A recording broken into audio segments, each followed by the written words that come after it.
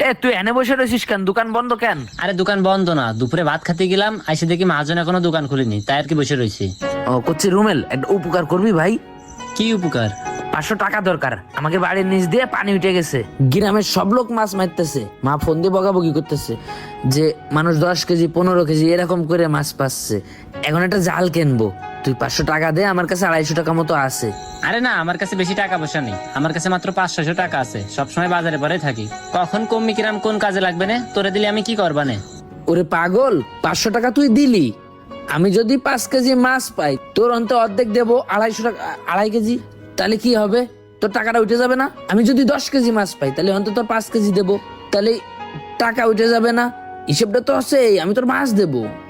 আরে মাছ দিবি তাই এই কথা আগে বলবি নে। দাঁড়া, এই নে তোরে 500 টাকা দিচ্ছি, আর কালকে সকালে কিন্তু তোর বাড়ি মাছ নিতে যাবা নে। ঠিক আছে।